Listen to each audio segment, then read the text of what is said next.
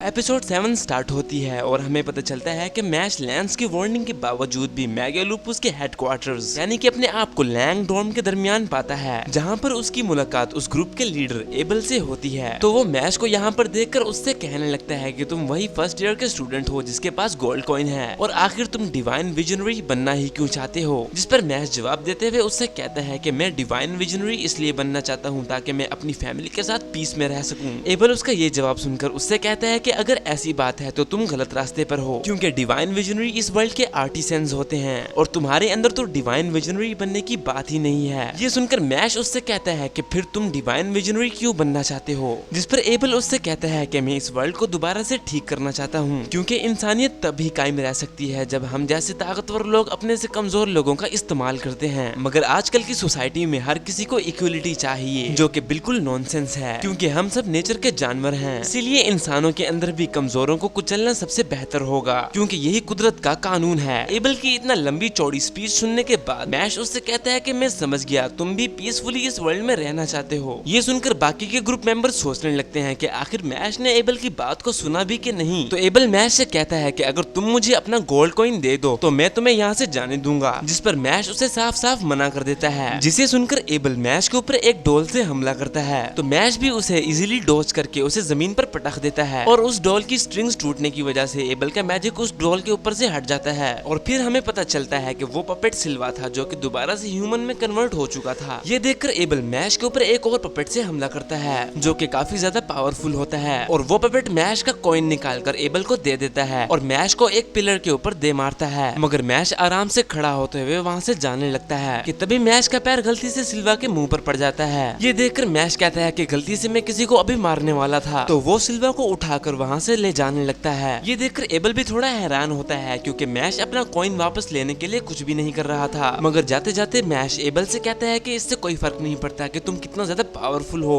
मगर मैं तुमसे कभी भी नहीं हार सकता। मैश की ये बात सुनकर वो सब लोग भी थोड़ा शॉक होते हैं और एबल को भी कुछ अजीब लग रहा था कि तभी उसकी नजर उसके पपेट पर जाती है, जिसका एक बटन गायब होता है। और जब वो अपना हाथ खोलता है तो वो ये देखकर हैरान होता है कि गोल्ड कॉइन की बजाय उसके हाथ में तो एक बटन होता है। और उसी ग्रुप की एक लड़की बहुत ज्यादा टेंशन में होती है, क्योंकि उसने अभी अभी जो देखा वो बिल्कुल नामुमकिन था। क्योंकि जब वो पपेट एबल को कॉइन दे रहा था तो मैश ने इतना तेजी से उस पपेट का बटन तोड़ा और किसी बुलेट की तरह अपने मुंह से ही शूट कर दिया, जिसकी वजह से उस गोल्ड कॉइन और उस बटन ने अपनी जगह बदल ली और मैश ने उस गोल्ड कॉइन को अपने मुंह में वापस खींच लिया, जो कि इतना तेजी से हुआ था कि किसी को दिखा ही नहीं। और एबल भी मैश की चालाकी देखकर इम्प्रेस हो जाता है और मैश भी अपने कॉइन को निखारते हुए सिल्वा को लेकर जा रहा होता है। और जब सिल्वा को होश आता है तो वो अपने आप को दोबारा से इंसान देखकर बहुत ज्यादा हैरान होता है। मगर वो और ज्यादा हैरान तो तब होता है जब वो मैश को अपने सामने एक्सरसाइज करते हुए देखता है और वो समझ जाता है कि उसे यहाँ पर मैश ही लेकर आया है। उसके होश में आने के बाद मैश वहाँ से चला जाता है। जिसके बाद हम लैंस और डॉट को देखते हैं, जो कि फिन के कमरे में बैठकर एक दूसरे को घूर रहे होते हैं। तो डॉट लैंस को इस कमरे से जाने के लिए कहता है, क्योंकि डॉट को गुड लुकिंग लड़के बिल्कुल भी अच्छे नहीं लगते और वो दोनों आपस में लड़ने ही वाले होते हैं। कि तभी मैश दरवाजा उखाड़ते हुए अंदर आ जाता है और उनसे बाहर जाकर लड़ने को कहता है, क्योंकि अंदर वो तोड़फोड़ कर सकते हैं। जिसके बाद डॉट फिन को एक गिफ्ट देता है। फिन भी ये देखकर हैरान होता है कि डॉट एक गिफ्ट लेकर आया है और मैश भी क्रीम पफ खाते हुए कहने लगता है कि आज का दिन कितना सुकून भरा है। ये सुनकर लैंस उससे कहता है कि आखिर तुम इतना सुकून से कैसे रह सकते हो, क्योंकि हमें तो कॉइन्स इकट्ठे करने चाहिए। और डॉट कहता है कि मुझे तो बस एक गर्लफ्रेंड चाहिए। फिन ये देखकर हैरान होता है कि ये तीनों एक दूसरे से कितना ज्यादा चेंज हैं। कि तभी वहाँ पर लेमन आ जाती है और उन सबको अपने साथ चलने के लिए कहती है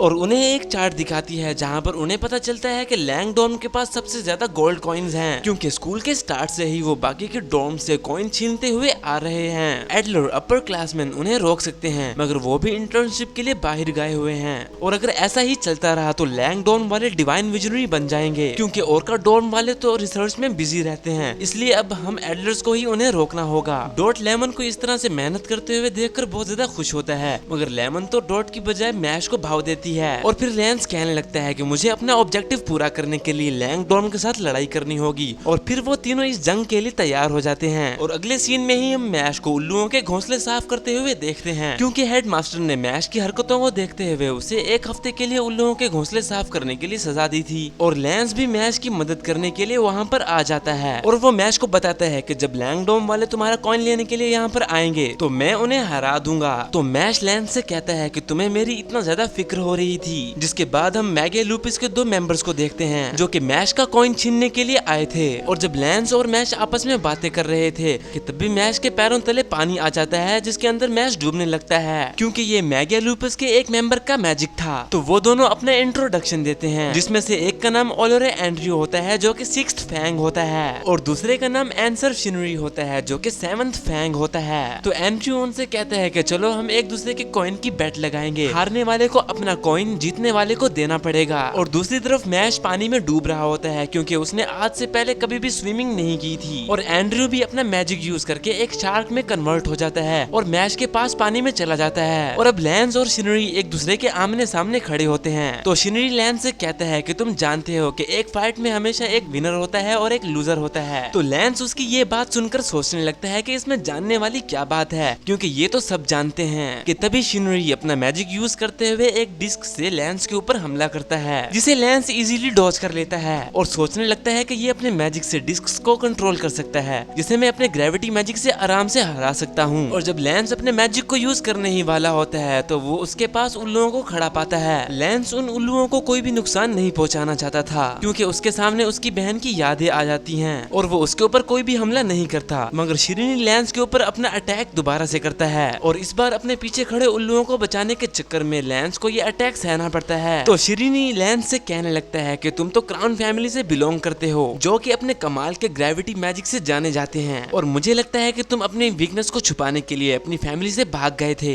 और इसी तरह शिरीनी लैंस को बुरा भला कहता रहता है। ये सब कुछ सुनने के बाद लैंस अपना मैजिक यूज करके एक शवल को नीचे गिरा देता है जिसे देखकर शिरीनी समझता है कि लैंस तो बहुत ज्यादा वीक है जिसे वो आराम से हरा देगा। और जब वो लैंस के ऊपर अपना अटैक करता है तो लैंस कुछ भी नहीं करता जो कि शिरीनी को थोड़ा अजीब लगता है। और फिर शिरीनी को पता चलता है कि लैंस ने वो शवल सिर्फ इसलिए गिराई थी ताकि वो दानों की बोरी फट जाए और सारे उल्लू एक साइड में हो जाएं। जिसके बाद लैंस शिरीनी के ऊपर अपना मैजिक यूज करता है और शिरीनी तो सिर्फ एक ही अटैक में ढेर हो जाता है और सोचने लगता है कि हम दोनों ही डबल लाइनर्स हैं मगर ये मुझसे ज्यादा पावरफुल कैसे है। जिसके बाद हम एंड्रयू को देखते हैं जो कि मैश को पानी में ढूंढ रहा होता है कि तभी उसके पास से कुछ बहुत तेजी से जाता है कि उसे पता भी नहीं चलता और वो सोचने लगता है कि एक इंसान तो इतना तेजी से कभी भी नहीं तैर सकता और मैश ने तो कहा था कि उसे तैरना भी नहीं आता। कि तभी मैश उसके सामने आकर उसे थैंक यू कहता है क्योंकि उसी की वजह से मैश तैरना सीख गया था। तो मैश को इस तरह से देखकर वो अपने आप को एक और बड़ी शार्क में कन्वर्ट कर लेता है और वो सोचता है कि वो मैश को अब आराम से हरा देगा मगर उसे क्या पता कि मैश कोई एक आम इंसान नहीं है। कि तभी मैश उसे बहुत सारे मुक्के मारते हुए पानी से बाहर ले आता है जहाँ पर लैंस उनका गोल्ड कॉइन ले लेता है और मैश से कहता है कि मैगा लूपुस के लोग तो बहुत ज्यादा वीक हैं जिस पर मैश भी एग्री करता है।